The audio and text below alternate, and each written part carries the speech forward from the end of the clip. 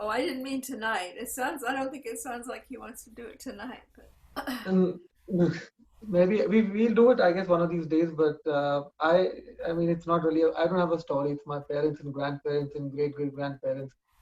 So I'm Wow. basically Fourth fourth generation? generation. I'm the fourth generation. My son is the fifth now. Yeah. Wow. mm. Siddharth, you can say in short, yeah, half an Ah, hour. Just a half an hour one. okay. So well, the story goes to the pre-independence days, which is before 1947, and my grandparents used to stay in what is now called Pakistan, the undivided India. And my grandmother was always a very devout Krishna follower, and she was very very religious. And I'm using the word very carefully because she was religious and not spiritual. But she'd believe in all the ceremonies, and she would do prayers morning to night. She would dress Krishna, bathe him, recite his prayers, talk about him, think about him, meditate on him all day long, and that would pretty much take up most of her day. And she had this firm belief that if there is God, then it's only Krishna and no one else, not Ram, not Shiva, no one else. Only Krishna was God. And her most deepest desire was to meet Krishna in human form in this lifetime. Um, she obviously harbored that from her childhood, that thought, and so she's most of her time actually, as I said, was spent meditating and thinking about Krishna in the day, and whatever little time was left, she would take care of the family. This one day she was informed by one of her friends from the same village that there is a girl, a little 5-year-old girl in a neighboring village who can see Krishna and talk to Krishna, and that a lot of people have gone to take her darshan. Would you like to come? Obviously, it was a very exciting moment for her, and she couldn't say no. So she finished up her work quickly, and both of them they ran to the next village to see this girl. Once they reached over there, they realized that it was it was already all over the place. The news was all over the place. Everyone was already there. It was a big, big crowd, and those were the times when things weren't that easy for women in India in terms of they didn't have too many rights. They had to stay behind parda. They had to they couldn't go out in the open. They couldn't mingle with men, etc., etc. I'm talking pre-independence days. So she she stood there for a while wondering what to do, and then she realized it's not going to happen today. Too many men around. Let's go back. He thought I'll finish my work early tomorrow morning and come back again. So just as they turned around, there was an announcement there on the small little PA system they had, which was already playing bhajans and all that. There was a small announcement asking for her name. Her name was Prakashvati. So she says there was an announcement asking for Prakashvati from so and so village that the little girl wants to see you. Now, she was quite stunned because there was no way anybody would know her name, least of all the little girl inside the hut. But she was in disbelief. She thought maybe she misheard, and she wanted to continue walking back home. And they announced again. And this time, her friend caught hold of her hand and said, "You know what? Let's just go. This is your name. This is a chance. Let's go." So they ran up to the door. There was this the person at the door asked which of the two was Prakashpati, and the girl wants to see only one, which is Prakashpati. So my grandmother was ushered in, and she says, when I walked in, I only saw a little girl playing around a little room. There were two chairs, one which was toppled over, and there was a little center table with a small plate of butter kept in the middle. And the butter had, it looked as if somebody had taken a swipe with two fingers to eat butter. But she couldn't see anyone else around, of course. So the little girl looked at her and asked her, "Why don't you sit down?" Now, one of the chairs was toppled over and one was still upright. So she went to sit on the chair, which was upright. And the little girl immediately jumped and screamed and said, "What are you doing? Why are you sitting on Bhagwanji? Bhagwanji means God." So my mother was against, my grandmother was stunned, and she looked around. She couldn't see anything. The chair was empty. So she says, but I can't see Bhagwanji. So the girl looked at the chair and asked the chair, Bhagwanji, why can't she see you? And as if she got a reply from the chair, and the little girl said, Bhagwanji is saying, your time will come. So obviously, this was an incredible moment in her life. And so she pushed it a bit further. She says, when? The girl says, again, she spoke to the chair, she wants to know when. And again, as if she got a reply, she says, yes, in this lifetime. Says, but how? How will I know? Where will I see you? When will I see you? Again, she got an answer. The country would be divided. It would be under a thatched roof on the banks of the Ganga. So this was a time when partition was not even a thought in somebody's mind, including all the politicians. This was way back in the 1930s. So she was quite surprised, but she said, okay, I mean, I'm very happy. She was very excited about it. But then when she left from there, she kind of over time forgot about it as the ramblings of a little kid, imagination of a little kid, and she forgot all about it. And of course, a few years later, the country was divided, and she, along with the millions, were like refugees. They came to India. She settled down in Delhi, and they were living there. And that was the time when Baba was in 1950. Baba was in a place called Haridwar. A place called Motichur near Haridwar. He was at that point in time visiting the Kumbh Mela, bowing down to the saints, and so he was staying in Motichur, which was a little I won't even say village. It was probably more of a kasbah in the middle of a jungle, close to holy city of Haridwar. And the Kumbh Mela was in Haridwar, so Baba used to drive down in the car every day with Dheeraj and a couple other people to Kumbh Mela to bow down to the saints and all. So by that time, my grandfather, who has another story, the long story, was already deeply into Baba. But my grandmother obviously didn't believe in Baba. She only believed in Krishna. And she had seen a lot of photographs of Baba in a suit, Baba in a hat, and Baba in a, like a big jacket. And she used to make fun of her grandfather and say, what kind of God is this who dresses up so fashionably? That can't be God. God cannot be wearing a suit and a hat and walking in America with all these women and all that. So there's something wrong. You're following the wrong God. God can only be Krishna. And so this was a banter, sometimes not, and not so much a banter, more serious between the two. And grandmother used to keep telling her, don't challenge him, it is God, you will realize it one day. And she would say, I will only believe it is God if I see him as Krishna. So cut to 1950, my mother was born in the month of January 1950 in Dehradun, in Delhi. And Baba that very day arrived in Dehradun.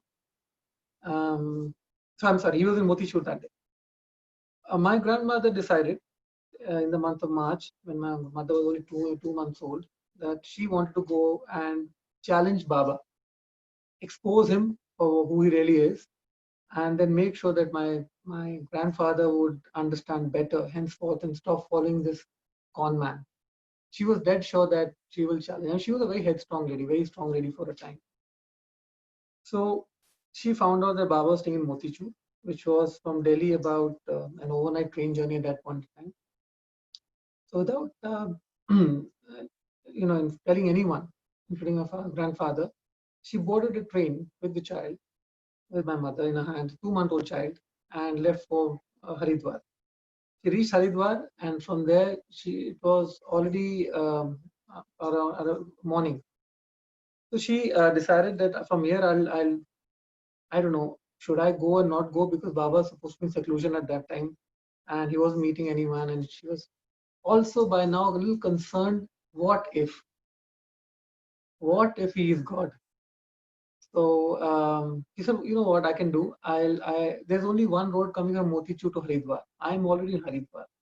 Let me go take up some lodging in a place which is on this roadside. And when Baba passes by in a car for his work with the saints, I will probably see him from a distance, and then I'll make up my mind what to do next and whether it's even worth my time to go and meet him again after that.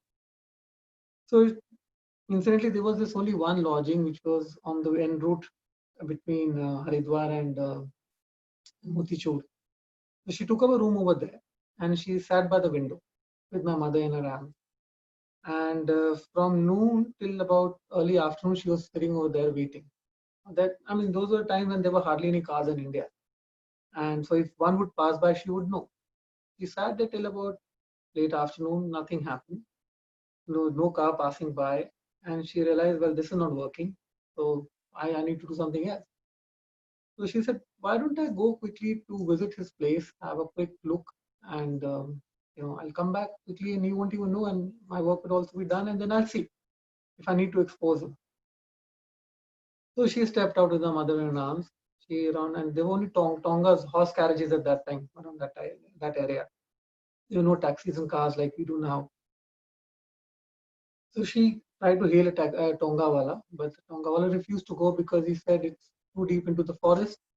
It's anyway late afternoon. By the time we come back, it'll be quite late in the night, and it's the wild animals, and I don't want to take a chance. So she tried her luck with a few Tongawalas. All of them refused. Until eventually the last one said, okay, fine, but as long as we come back quickly, we don't wait over there. She said, oh, no, we don't have to halt. I'll just quickly go. I have just 1 minute work and I'll be back. So he agreed. And so she sat on the Tonga and they started riding out into the forested area. And the sun was, of course, dipping low.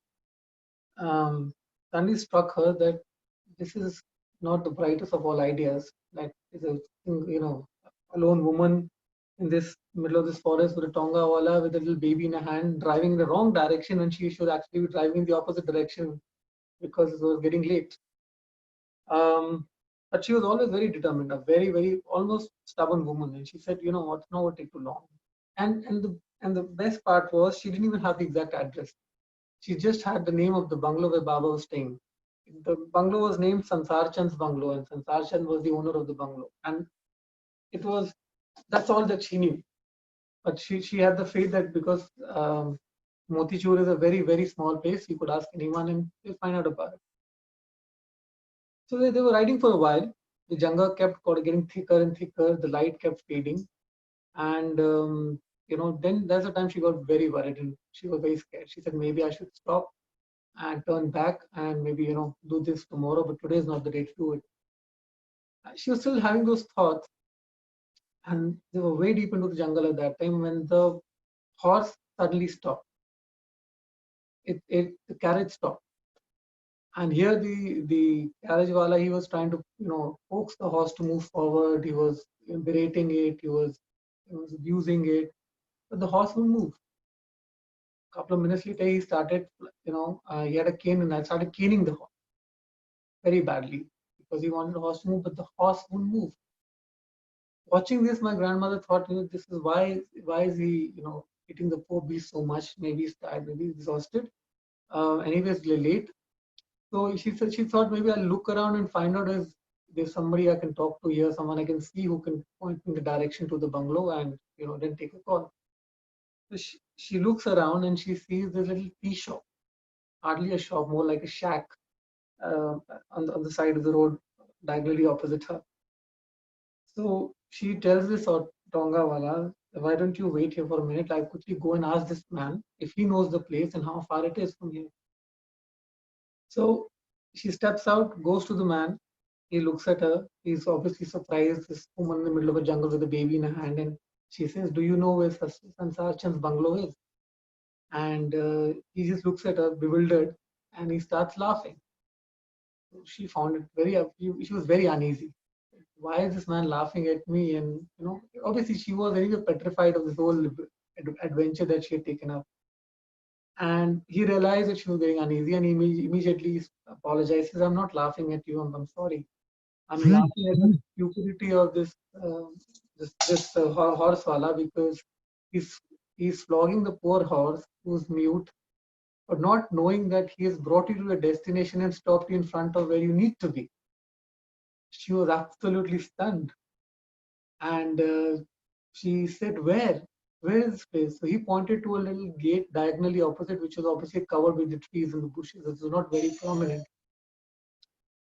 And he says, that's the bungalow. She was very surprised. I said, okay, okay, thank you very much.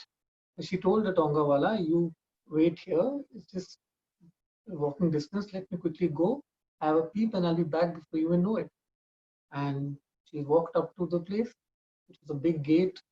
There were tall trees around it. There were bushes. She peeped over the gate and she was this lovely lawn, but there was no sign of anyone anywhere. And she was confused what to do next. Very apprehensively, she opened the gate and she stepped in, peeped to have a look left or right. She spotted a gardener working in the corner of the lawn.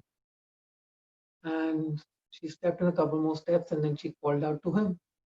He looked back. He was equally surprised to see a woman like this unexpectedly in the jungle and again with a baby in her hand. And he came up to, running up to her and says, yes, who are you? How can I help you? What do you want? She just looked at him. She says, I have come to meet Meher Baba. He looked at her. He said, there is no Meher Baba here.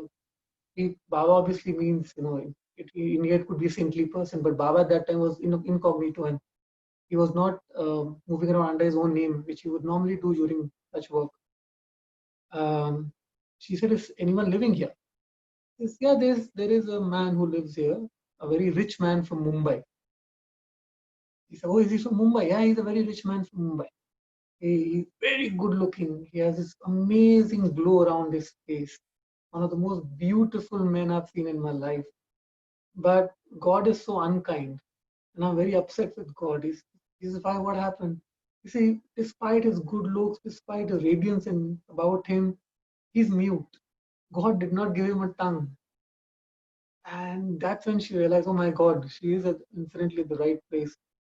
She says, is he there now? No, he's not here. He drove off.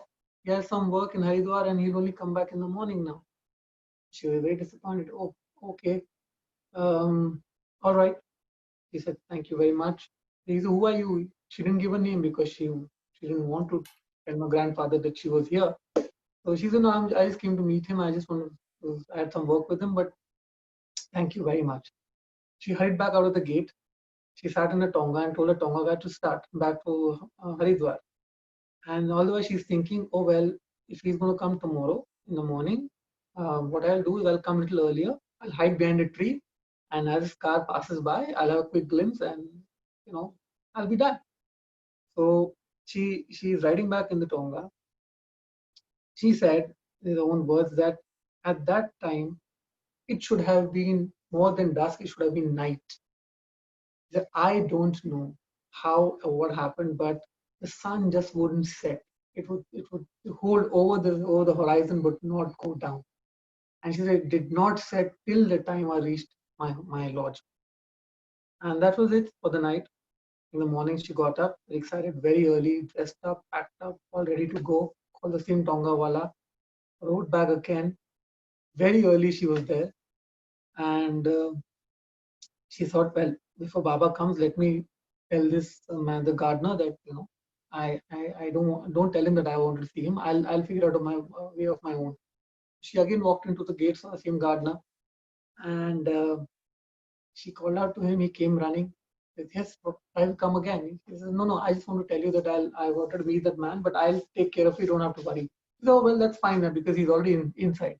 She says, what? Yeah, he came in early today. He's already inside. So now she's confused what to do. She's like, how do I approach him? He's in seclusion. He's not supposed to. He doesn't want to meet anyone. And if I break his order, I don't know what if he's God. Then I'll be breaking God's order. Then she's got all these 1,000 thoughts running her head. Should I just knock on the door? Should I go back and wait for him to leave in the car again? So as she's thinking these thoughts, there is this. They had this canopy, which was like a room which was covered from three sides with a door. So the main building had a canopy of bamboo, and it was covered. We call it a Jafri in India. I don't know what's called in America. And there was just this one entrance to the Jafri area. It was like a veranda which you cover it. That's basically like a veranda cover. and she could see a man sitting over there talking to someone. Now she could only see the side profile of the man who was taking dictation from someone, but she couldn't hear anyone dictating anything to him. As he would look up, somebody would tell him something, he would write it down, then look up again, write it down, etc. So happened that by instinct he just looked out, turned his head towards the gate, and he saw my grandmother. Now this was Erech, who actually did not know at that time this was Erech. And so Erech looked out towards the gate. He saw this woman standing over there with a baby in her arms, and his jaw almost dropped because Baba was in seclusion. Nobody's allowed to come to meet him, and now suddenly in the middle of the jungle, and he's thinking to himself, "Oh no, now where does this headache come from? What do I tell Baba? Obviously, Baba will get angry with me and all that." Now, my grandmother clearly knew this was not Baba because she had seen enough photographs of Baba. So she thought maybe the other person who behind the Jaffrey wall, she couldn't see him, maybe that's Baba. So she kind of leaned to her left like this, just to peep inside to change the angle and see who's sitting in front of Erech.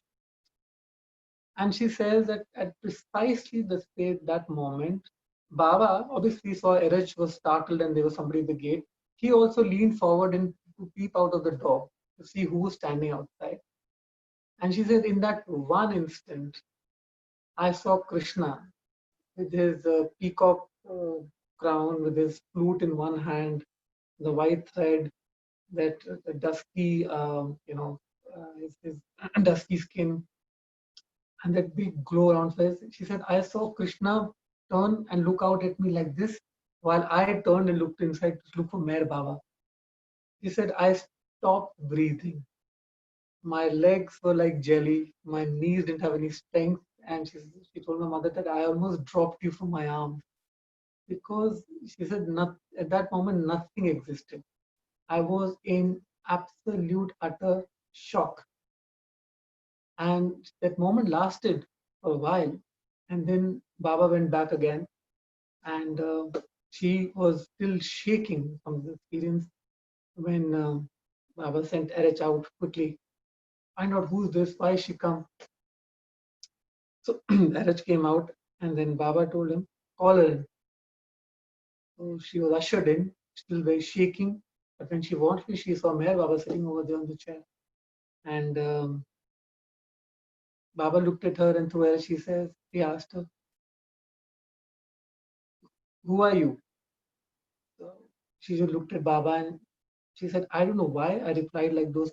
This was not pre-planned, or I had not thought of this, but when Baba asked, who are you? She just said, Baba, I'm your daughter. And this is a woman who wanted to expose him as a con man, who wanted to show him his place and, tell him that, you are not God, Krishna is God and all that. And suddenly now, in front of this man, she wants to become his daughter. Like we see the transformation which has happened from where to where. And Baba was, okay, where have you come from? He says, from where you've kept me. She didn't want to give the place because she said, if her grandfather finds out, he would get obviously very angry with her for coming like this and breaking Baba's order. So she's giving all these very smart answers. Who are you? I'm your daughter. Where you come from? I've come from where you kept me. So Baba says, I'm in seclusion. I'm not meeting anyone. Did you not know that you would not come to see me? And she says, Baba, a daughter does not need permission to visit her father's house. So Baba smiled. He said, okay. So he says, are you happy you met me? Baba, I'm very happy I got to meet you and all that. So Baba says, it's a beautiful place. I'm sure you like the place. She looked around. She said, yes, Baba, it's a beautiful place. He says, there's a lovely river here. He says, yes, Baba, the beautiful Ganga is here. I love the Ganga. It's very nice. And by the way, she's relaxed now. They're having a little bit of a conversation and Baba's no longer cross with her.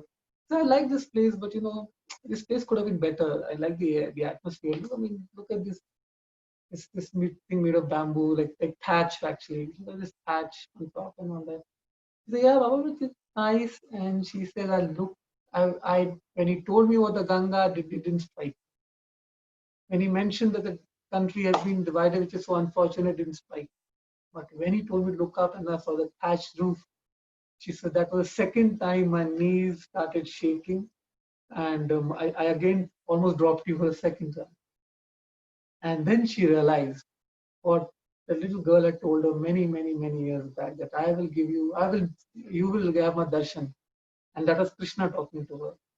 And next to on the shore of a river under a thatched roof after the country had been divided.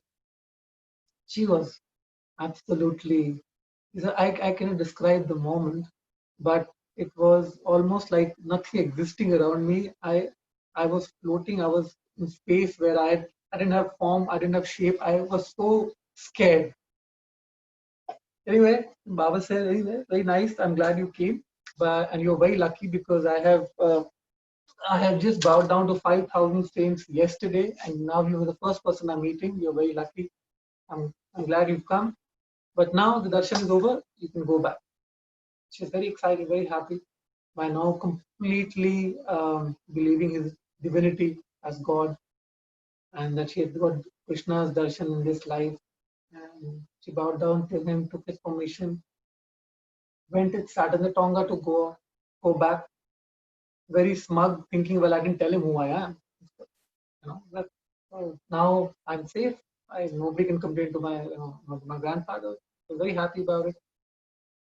Just as she was about to tell the Tongawala to start riding off, Eraj comes running. Wait, Baba wants to know something. She says, yes. Do you know Kishan Singh and Prakashpati from Delhi? And she's again shocked. She says, oh, yeah, I am Prakashpati. Oh, same Prakashpati. Wait. Baba goes running in again and comes out. And Baba, he says, are you from Delhi? You can't lie to Baba. Baba obviously he knew. So she says, yeah, I'm from Delhi. Okay, wait. Who's running in again? Baba again sends a message, okay, fine. Go home now. Go back home to Delhi. But if you see someone coming to see me, stop them at any cost, because of seclusion. I do not want to meet anyone. By now she said, this is God's order to me, not the con man. But now she believes he's God. And so she says, yes, please tell Baba, I'll do it. And so she rides off and she reaches Haridwar. She takes a train and she reaches Delhi. She takes a Tonga from the railway station to go home. And just when Tonga reaches, she sees another Tonga standing on the doorstep with her rest of her extended family members getting in a Tonga. She says, where are you going?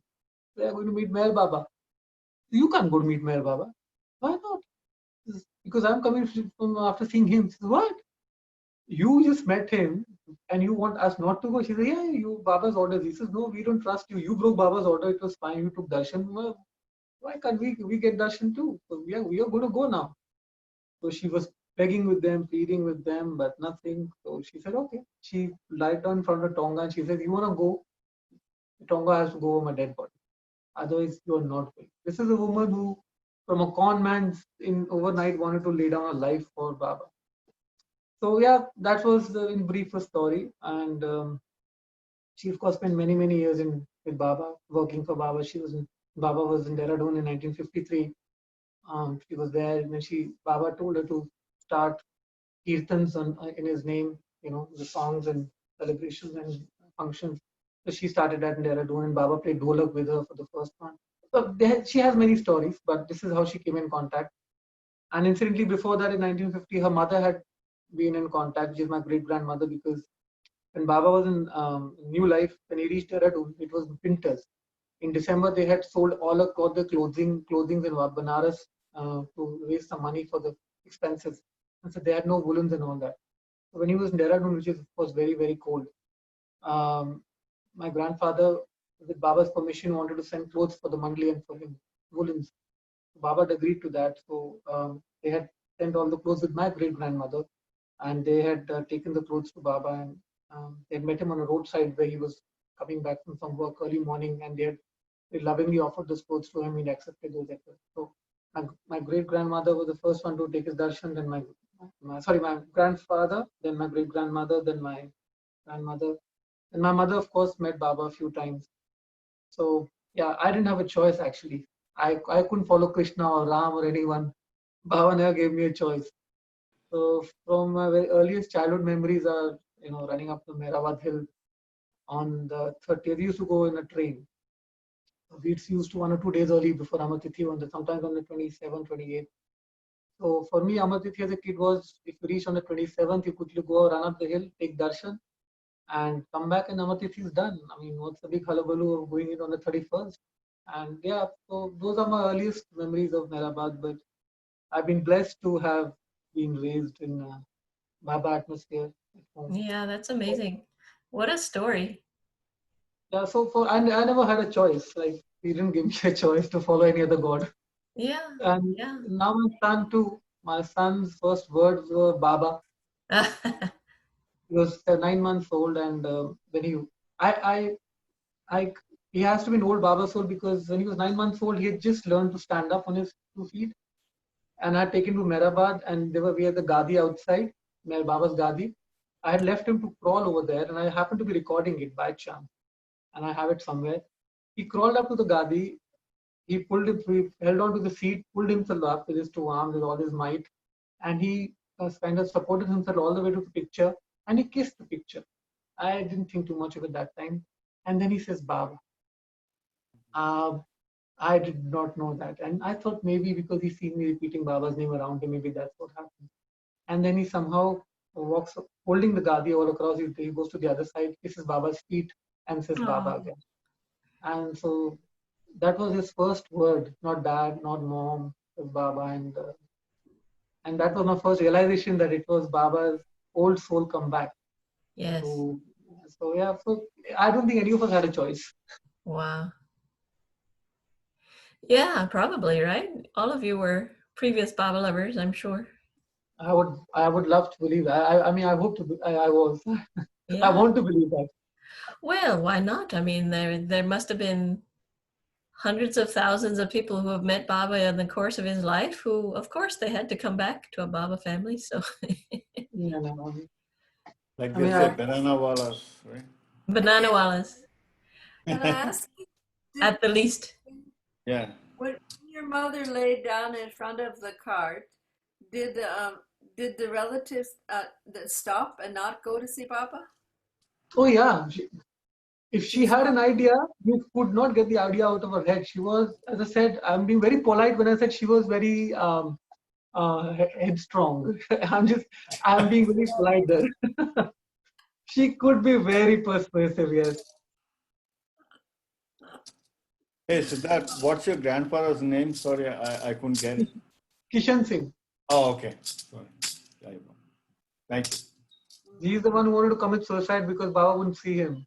And then Right. many years later, Baba was passing by that spot, stopped the car, rested over there, looked at him and says, do you remember something?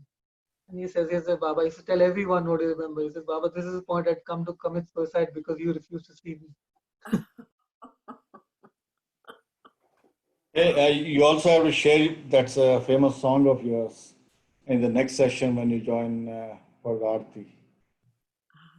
Yeah, Sadra, yeah, sure. Yeah, that's a beautiful song. The Baba Sadra song, yes. Yeah. Oh, my goodness. What a treat to have you here.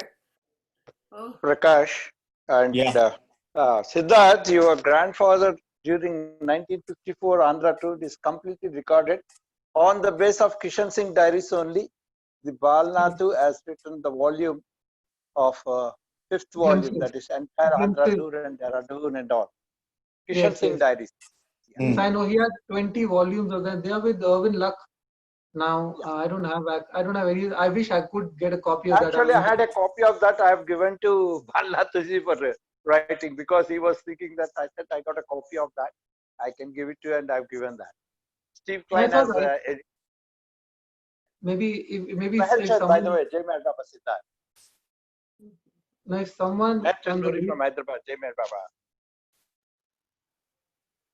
I said if someone in the group can maybe pass on a message from my side to Luck Brothers that I would love to buy a copy of that because I don't have anything. He had about 20 volumes of his entire life at Baba.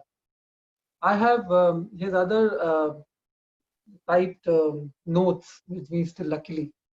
Baba's various telegrams to him, Baba's letters to him, his letters to Baba, and most of other stuff, whatever work he's done, and so many publications of Baba he used to send to all the various embassies some embassies would accept Baba literature. Somebody would, like China refused, Russia refused at that time. We don't want this literature. But a lot of the embassies used to actually accept it. And he was also, I think, he wrote to one of the US president's wife also, and she replied back gratefully acknowledging the Baba literature. So he was very active that way also. So yeah, he has done a lot of, he has recorded his entire life with Baba, and I think that it's about 20 volumes. But I Right. don't have access to that.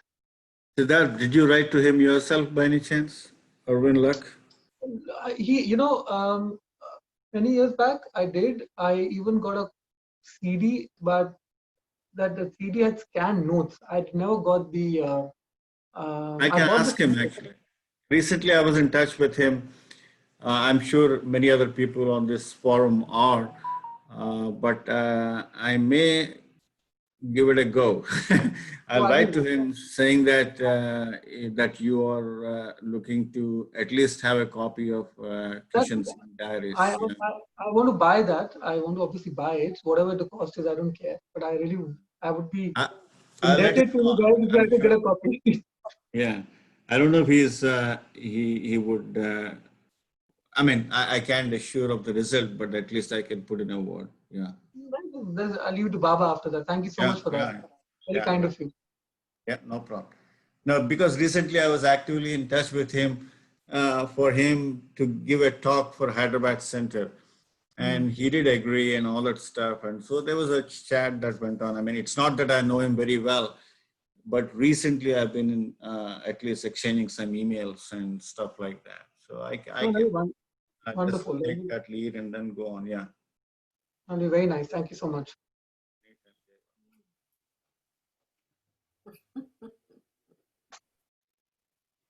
That is a beautiful story, though, Siddharth. Thank you so much. Thank you. Wonderful. Not my story.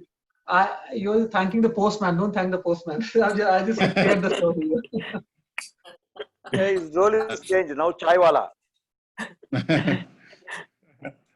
It was Chaiwala who invited me actually. Chaiwala sent the link yesterday. Meher Chand Nori.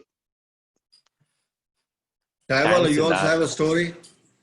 No, really, I don't have any story. Maybe we all have a story. So I mean, everybody has a story.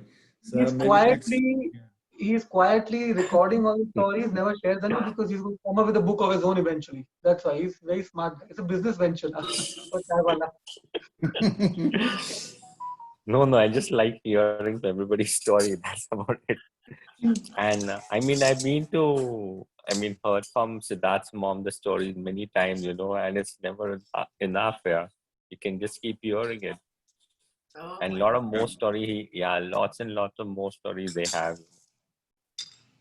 Right. So then I just thought, why not share it with everybody, even a few more people. My mother has a lot of stories, obviously. She knows all the other stories, my family stories, which are not in books and all that. But she has many, many more. And she's a treasure of the story. Baba stories relating to the family at least. And what's your mom's name? Sorry, if you told, I missed it. Well, not surprisingly, Meher Varma. Meher Varma, okay. Thank you. Maybe one of the days that we can get an online. Yeah, I'll ask her, sure. Maybe. If the health permits, maybe we can do that. Thanks, thanks a lot. That one more question. Besides Erwin, do you think anybody else has access to those diaries? I mean, the trust or Naushirwan or anybody? Yeah, I know the trust here in India won't have access to that, but maybe, if Erwin has shared them with someone, down the years as a copy or as a backup or just, given it to somebody or sold it to somebody, I'm not aware of that.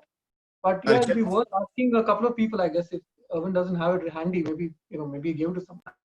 Yeah, I'll check with Nosh because I'm going to see him this Monday. And then after that, I'll write to Erwin,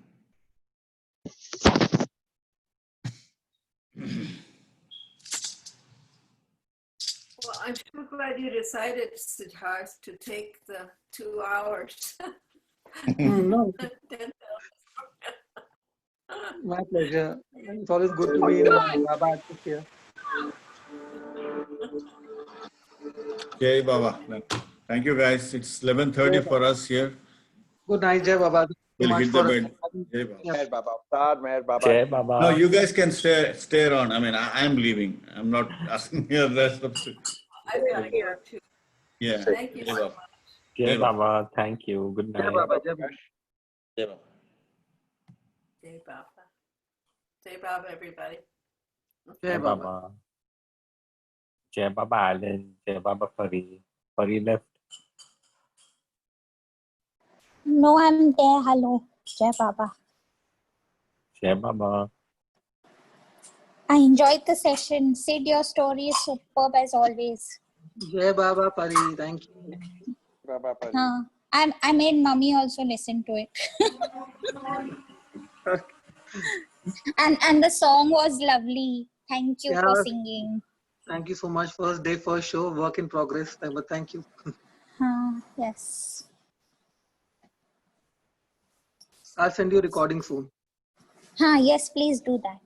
Okay, Jai Baba. Jai Baba. Bye bye. Bye bye. Hello, bye. Jai Baba, everybody. Winner Jai log Baba. out. Yeah. Peter? I can prove it to her. Hey, Peter, are you there? Yeah, I'm here. I'm just trying to multitask.